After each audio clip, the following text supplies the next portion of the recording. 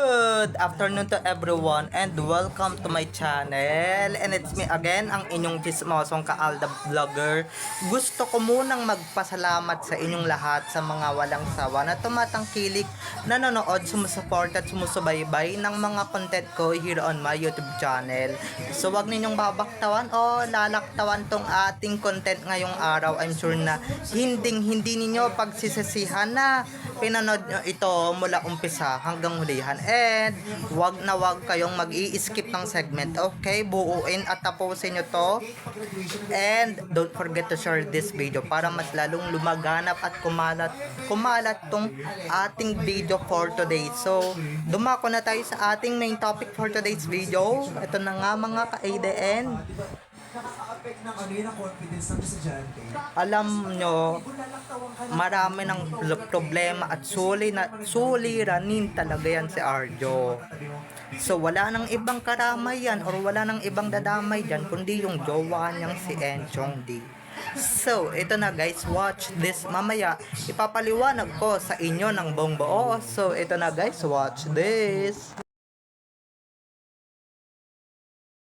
At kung nakita nyo na nga yung recap, so once again si TTO sa mga admins, dumako na tayo sa ating main topic for today's video. Gaya ng sinabi ko kanina, or like what I said earlier mga ka-ADN, bukod sa pamilya nga nito ni Arjo at Taide, is wala na talagang ibang dadamay dyan kundi yung totoo niyang jowa na si Enchong D. Siya na talaga yung totoo niyang karamay, siya na talaga yung shoulder to cry on ni Arjo, okay? Kaya yung mga nagsasabing may main, naku, anong pakialam naman dyan ni main, diba? Kaya please, don't include main sa problema ni Arjo, okay? Kung may problema si Arjo, then, kaya niyang isolve yan, kaya niyang kaya niyang resolbahin yan, kaya niya yung i-resolve, diba? Hindi niya kailangan ng isang main dahil sa totoo lang, 'di ba? Searchwela lang naman sila, 'di ba? Searchwela lang naman yung pinagsamahan nila. Pero sa totoo lang, na pagka may problema yun si Arjo, wala nang pakialam diyan si main. Kaya uunahan ko na kayo dahil baka mamaya may mga nang dadamay na naman diyan sa mga punghang na to, sa mga loko-lokong to, sa mga loko-loko na to. Syempre na pagka alam na natin at alam naman ninyo na talagang pagka talaga may problema yan si Arjo is, di ba? Kesa naman sarili niya lang or sarilinin niya na lang talaga yung problema niya is talagang ano niya lang yan, anong bang tawag dito mga ka-IDN?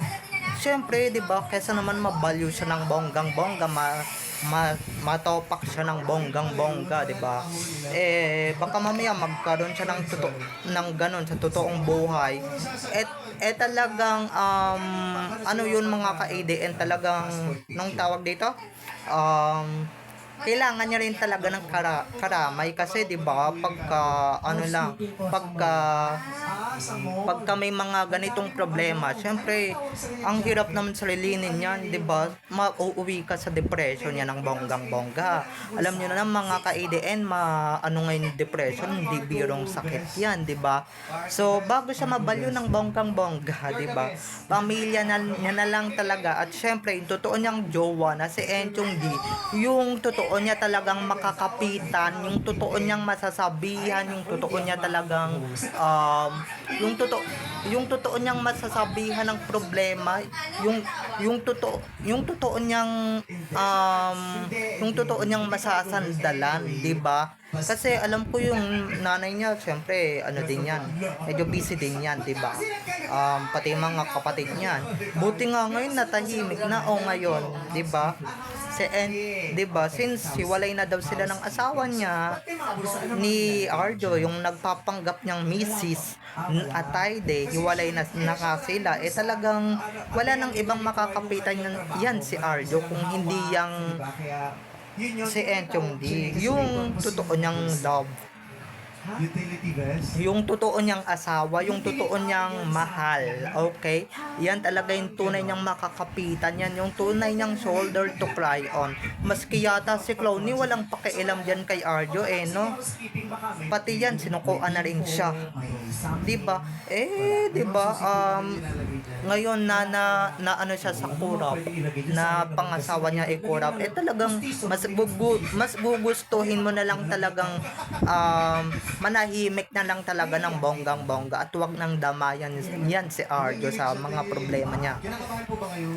O karapat Diba? na yan? Kasi kailangan niya rin talaga guys na mahingahan or ng mahingahan talaga ng bonggang-bongga. Yung malabasan ng sama ng loob, 'di ba? Yung malabasan ng sama ng loob sa mga nangyayari sa kanya, 'di ba? Sa mga karma na nangyayari sa kanya, mga ka-ADN. So kailangan niya talagang may isang tao na talagang dadamay sa kanya at handang makinig sa kung ano mang kagaguhan ang ikukwento niya at kung anong kasinungalingan ang ilalabas niya sa kanyang bibig. Kaya 'di ba? Buti na lang, 'di ba? Buti na lang hindi si Min yung dinadamay mo diyan. Buti na lang nandito si Enchong D or si ED na talagang shoulder to cry on, na talagang to the rescue sa kanyang jowa, na talagang naaapi na talaga ng bonggang-bongga. 'Di ba? At talagang na siya ng bonggang-bongga, nadidikdik na siya. 'Di ba? Kasi nung mga nakaraan, nung wala pa siyang nahihingahan na jowa niya, is recently talagang sobrang tanda na ng pagmumukha niya. Ngayon, kahit sobrang tanda na ng pagmumukha niya, at least, 'di ba? Hindi na siya matutulala lang, yun, nag-iisip siya ng malalim, 'di ba?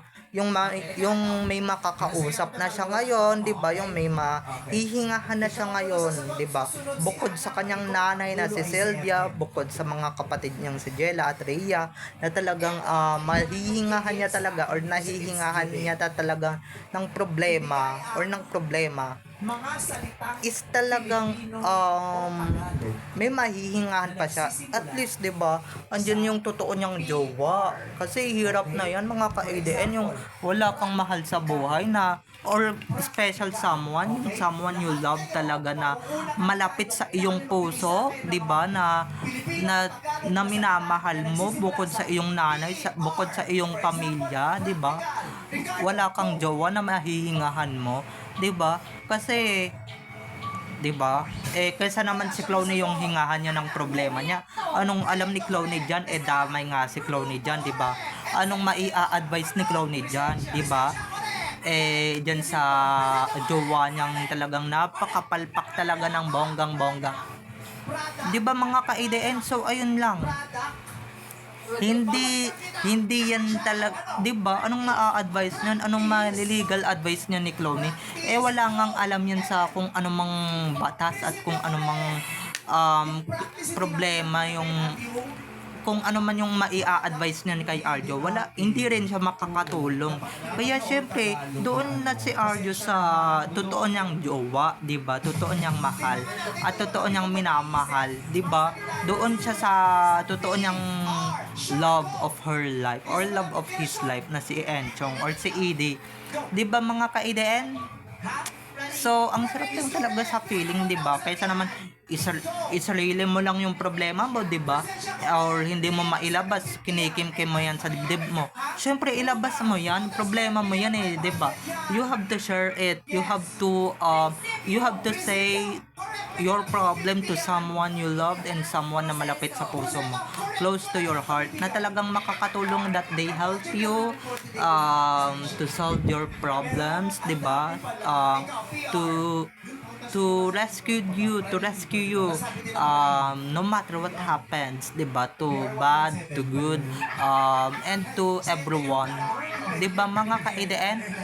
Okay, so ayun lang, mga ka-Aldab Nation.